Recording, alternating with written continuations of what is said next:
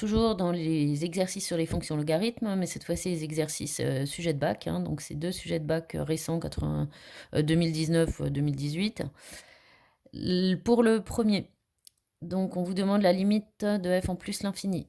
La fonction, elle est de la forme ln de u. Donc on s'intéresse d'abord à la limite de u et on fera une composée. U, c'est une fonction rationnelle, hein, c'est un quotient d'un polynôme divisé par un autre polynôme. Donc en l'infini, ça fait une forme indéterminée, infini sur infini. Pour lever l'indéterminé, on met x en facteur.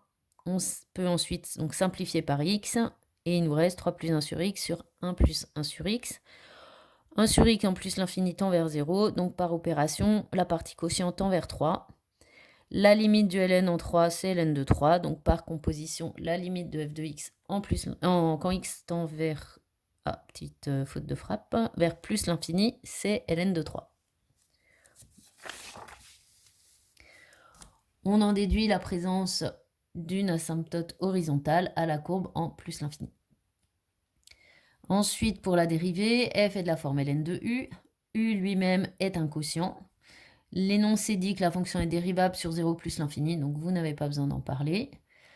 Pour dériver ln de u, la formule de dérivée, c'est u' sur u. Donc on calcule d'abord u' en utilisant la dérivée d'un quotient. Ça se simplifie bien, il reste 2 sur x plus 1 au carré. F', c'est donc de la forme u' sur u. U', on vient de le calculer, on redivise par u. Ensuite, pour retomber sur la forme de l'énoncé, le dénominateur, au lieu de diviser par la fraction, on va multiplier par la fraction inverse. Donc vous inversez en haut en bas.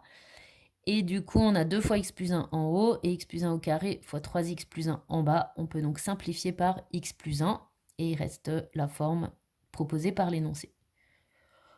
Pour le tableau de signes de la dérivée, on travaille entre 0 exclu et plus infini. Non, entre 0 inclus et plus infini. Donc, x plus 1 est positif et 3 fois un nombre positif plus 1, c'est positif aussi. Donc, la dérivée est strictement positive, hein, puisqu'on a 2 en haut qui est positif et on multiplie par 2 nombres positifs en bas. La fonction est donc croissante sur 0 plus l'infini. On passe à la partie B, où là, c'est des suites. Donc, hein, on mélange souvent dans un sujet de bac plusieurs chapitres. Donc, on pose une suite définie par un premier terme u0 qui fait 3 et par la formule de récurrence un plus 1, c'est f de un, la fonction f étant celle qu'on vient d'étudier. Par récurrence, on vous demande de démontrer que un plus 1, il est toujours compris entre 1/2 et un. La récurrence, elle est pour tout entier naturel n, donc on commence avec une initialisation n qui fait 0. À gauche, on a un demi, au milieu, on a u1. Du coup, je le calcule, c'est ln de 5 demi, ce qui fait environ 0,92, et à droite, u0 qui fait 3. Donc, les nombres sont bien rangés dans cet ordre-là, un demi qui est plus petit que u1, qui est plus petit que u0. Donc, la propriété est vraie pour n égale 0. Vous rédigez votre récurrence correctement, on suppose c'est vrai pour n, donc un plus 1 est compris entre un demi et un, et on montre que c'est vrai au rang suivant, c'est-à-dire que un plus 2 est compris entre 1/2 et un plus 1. Et là, il ne faut surtout pas se lancer dans des choses compliquées au niveau des encadrements, il faut absolument utiliser la fonction f étudiée dans la partie A. Donc, je pars de l'hypothèse de récurrence, j'applique la fonction f, j'ai démontré dans la partie A que cette fonction était croissante sur R+. Du coup, je vais avoir f de 1/2 qui est plus petit que f de un plus 1, qui est plus petit que f de un. À gauche, je remplace x par 1/2, je fais le calcul, je trouve ln de 5 tiers, ce qui vaut à peu près 0,511, donc c'est plus grand que 0,5. Au milieu, f de un plus 1, c'est le principe de la suite définie par récurrence, c'est le terme suivant, donc c'est un plus 2.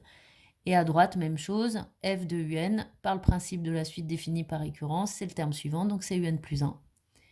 Et du coup, l'inégalité, ça marche tout seul. J'ai 0,5 qui est bien plus petit que ln de 5 tiers, qui lui-même est plus petit que un plus 2, qui lui-même est plus petit que un plus 1. Il faut conclure correctement votre récurrence. Du coup, avec cette récurrence, on a démontré deux choses en même temps. On a démontré que tous les termes sont plus grands que 1/2, donc la suite est minorée. On a démontré que un plus 1 est toujours plus petit que un, donc la suite est décroissante. On applique le théorème de convergence monotone, tout de suite décroissante et minorée et convergente. On ne connaît pas la limite, on l'appelle petit l, mais comme tous les termes de la suite sont plus grands que 1/2, la limite de la suite sera elle-même plus grande que 1/2. Donc elle a bien une limite strictement positive. Dans la partie C, on va chercher justement la valeur de cette limite. Je reprends juste l'énoncé. On pose f de x, g de x égale f de x moins x. On vous donne le tableau de variation complet de cette fonction g. On vous demande de démontrer que cette fonction admet, l'équation g de x égale 0 admet une unique solution strictement positive. Alors là, je l'ai fait en 3 fois. On sait qu'elle s'annule en 0, c'est dans le tableau. Donc elle a 0 comme solution, mais cette solution-là ne compte pas puisque nous on cherche les solutions strictement positives. Entre 0 exclu et x0, la fonction elle est strictement positive, donc pas de solution. Et enfin, sur l'intervalle x0 exclu et plus l'infini, elle est continue, strictement décroissante. 0 est dans l'intervalle image, donc entre moins l'infini et g de x0. Donc l'équation a une seule solution alpha, c'est le théorème des valeurs intermédiaires. Donc au bilan, il y a une seule solution strictement positive entre 0 et plus l'infini. Il y en a une deuxième qui est nulle. L'algo, il va vous calculer. Alors, je reprends juste le tableau de variation. Donc, on démarre avec une valeur qui est plus grande que x0, qui est 0,215. Donc, on démarre dans le tableau de variation ici à droite de x0. Et donc, les premières valeurs que vous allez calculer vont être positives. Alpha est là où ça vaut 0. Et donc, on va calculer les valeurs de g tant qu'elles sont positives. Et dès qu'elle est descendue en dessous de 0, on va arrêter, puisque là, on sera au niveau de alpha. Donc, dans l'algo, on démarre avec x qui vaut 0,22, donc un petit peu à droite de x0. Et tant que g de x est plus grand que 0, on continue à incrémenter x, c'est-à-dire on augmente de x. Donc, dans le tableau de variation, on se déplace de plus en plus vers la droite. Une fois que g de x est devenu négatif, on s'arrête, c'est-à-dire qu'on a dépassé la valeur de alpha. Et donc la dernière valeur de x, c'est une valeur approchée par excès de alpha. Donc c'est une valeur qui est plus grande que alpha. Voilà, donc à la fin de l'énoncé, x prendra cette valeur 0,53.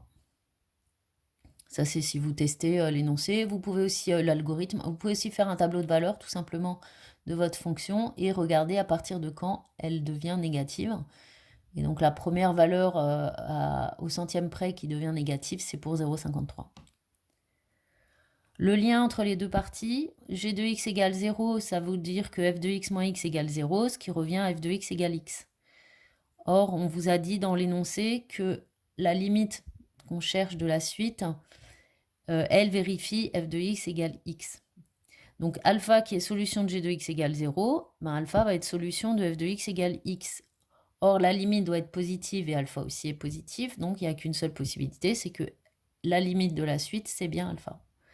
Donc la limite, c'est 0,53, c'est une valeur approchée par excès. C'est la valeur que donnait l'algorithme.